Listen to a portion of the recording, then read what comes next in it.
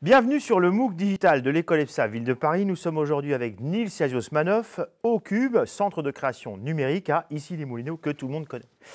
On va parler donc de numérique et de création, mais avant, ce que je voudrais, c'est qu'on s'ancre un petit peu dans l'histoire, en commençant par le 19e, avec un artiste dont je sais que tu aimes bien, et tu vas nous expliquer pourquoi. Peut-être pour un autre regard, et je pense notamment à Cézanne peignant des pommes, notamment vers les années 1895. Qu'est-ce qui te fascine dans cette approche? Déjà, bonjour Dominique, merci pour cet échange. Oui, Cézanne, c'est un moment important dans l'histoire de l'art, parce qu'en fait, quand Cézanne peint La Corbeille de pommes en 1895, je crois,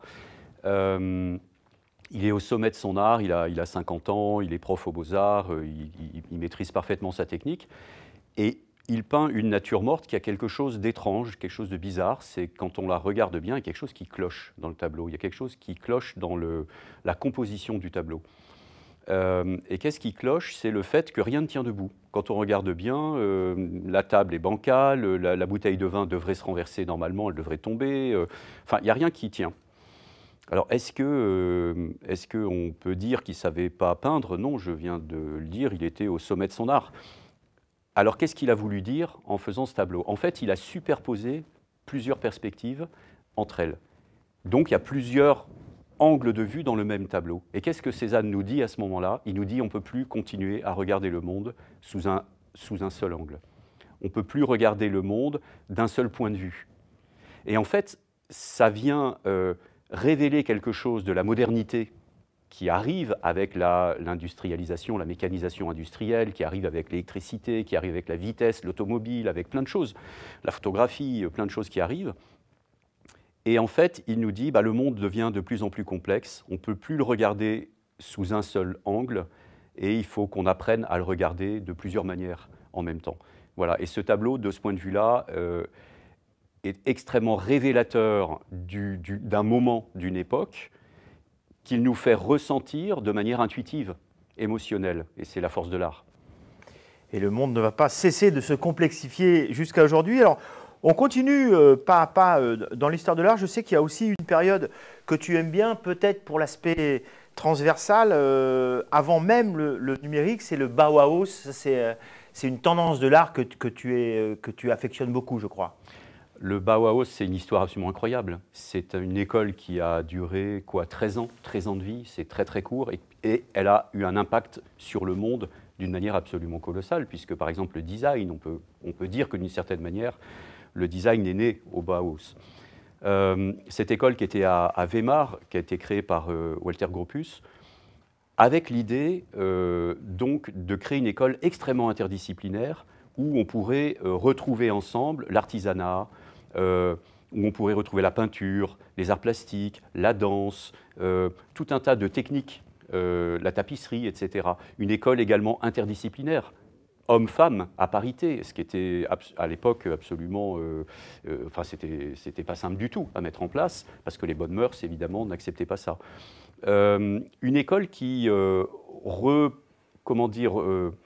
renouvelait complètement tous les codes artistiques et qui cherchait d'autres formes, des nouvelles formes, et notamment, par exemple, avec l'arrivée de la photographie, l'arrivée du film, qu'on était encore à ses débuts, évidemment, mais la performance également, et tout était en train de... L'architecture, le design, tout était en train de se recomposer. C'était une sorte de chaudron magique où plein de formes nouvelles étaient expérimentées, et ça a donné, notamment, je le disais, le design, qui aujourd'hui...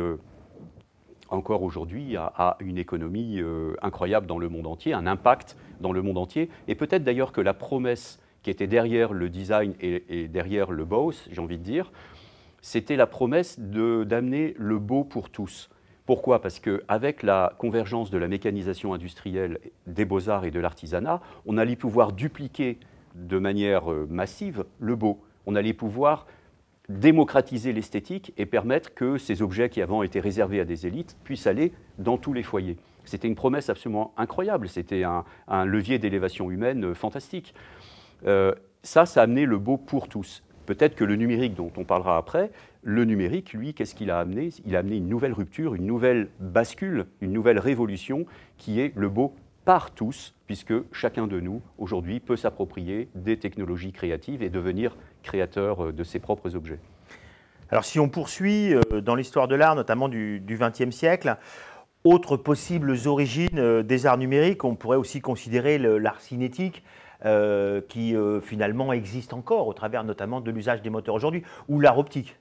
Alors l'art cinétique, l'art optique, effectivement, c'est totalement précurseur, de mon point de vue, des arts numériques.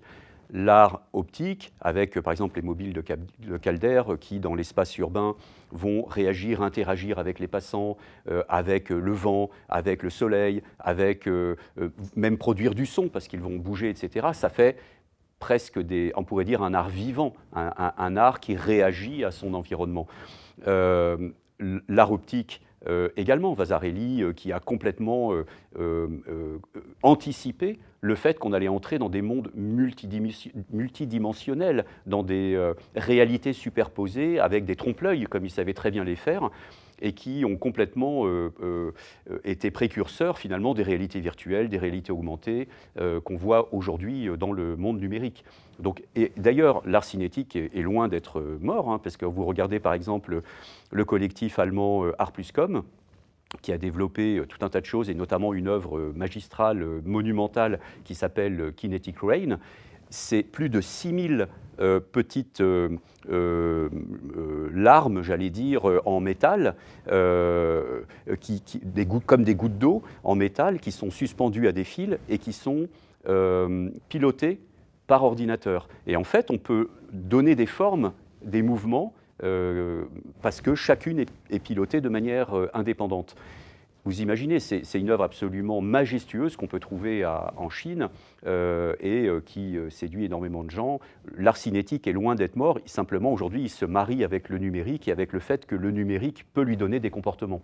Dans les autres influences, et on s'approche de la période contemporaine et aussi de tes pratiques et attachements, on va mettre le son. Alors, il est clair qu'au XXe siècle, très tôt, les artistes sonores vont s'intéresser aux technologies, quelles qu'elles soient. Et évidemment, surtout dans les années 70-80, avec ce qui va émerger comme le home studio, les synthétiseurs, etc. Et ça, c'est quelque chose qui t'intéresse tout particulièrement, puisque avant, notamment, de t'investir dans les arts numériques, tu t'investissais déjà dans la musique et surtout dans la musique à l'ère du numérique.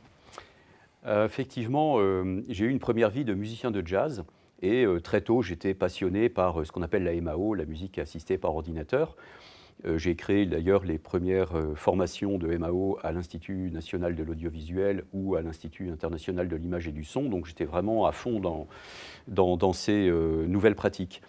Et je me rappelle, il y a eu un moment absolument incroyable dans ma pratique qui a été le moment où j'étais guitariste et pour la première fois j'ai eu ce qu'on appelle une guitare synthé.